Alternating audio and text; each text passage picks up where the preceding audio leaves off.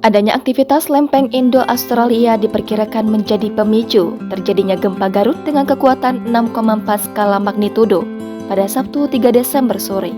Hal tersebut disampaikan oleh Kepala Pusat Gempa Bumi dan Tsunami BMKG, Daryono, berdasarkan keterangan resmi yang diterima tribunjabar.id. Analisis penyebab gempa Garut diperhatikan dari lokasi epicenter dan kedalaman hypocenter. Adapun gempa di Garut ini termasuk ke dalam jenis gempa bumi menengah akibat adanya aktivitas dalam lempengan Indo-Australia.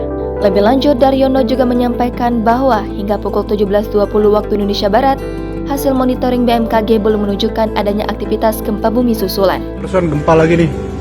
Nah, ini masih pada goyang tuh. Yang listrik masih pada goyang nih. Ya, barusan gempa lagi.